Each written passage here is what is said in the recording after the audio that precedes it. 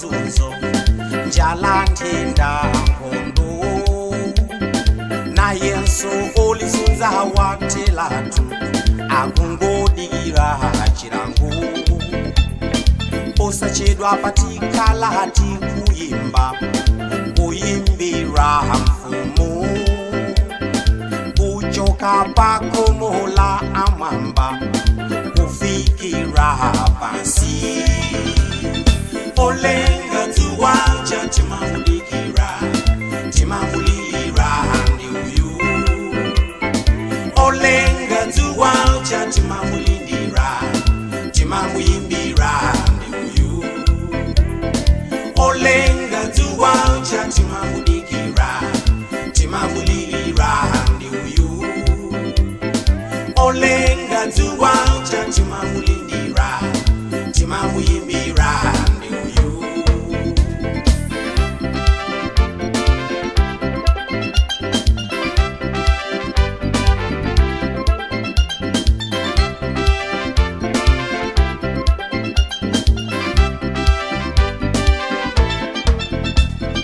nawe mzungu taona wangodziulula kuti sarana ndiwe ukulamulira dziko lapansi nkhanza zokha wagwetsa maufumu ena wonse ndipo watsala wekha koma palibenso chimene uchita ukungotizunza iwe posachedwa patikhala tikuyimba kuyimbira mfumu kuchoka pakomola amamba kufikira pansi Olenga Dzuw timamudikira timamulira ndi uyu Olenga Dzuw timamulindira timamuyimbira ndi uyu Olenga Dzuw timamudikira timamulira ndi uyu Olenga Dzuw timamulindira timamuyimbira ndi uyu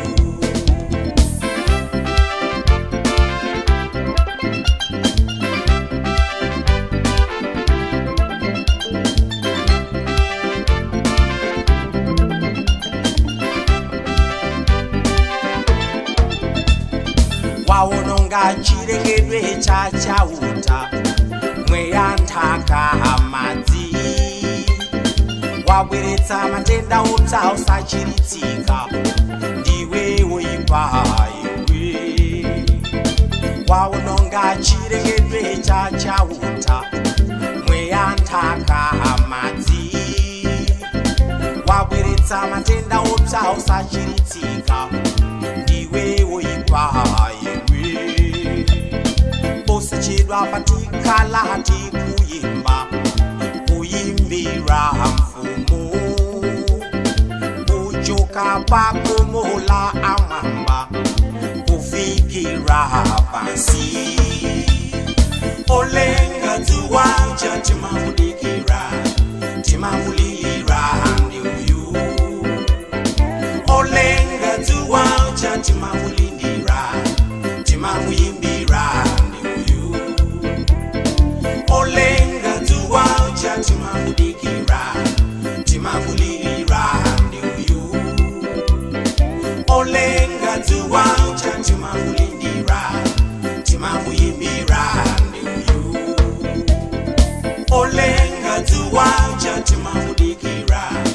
timamulira ndi uyu Olenga Dzuw timamulindira timamuyimbira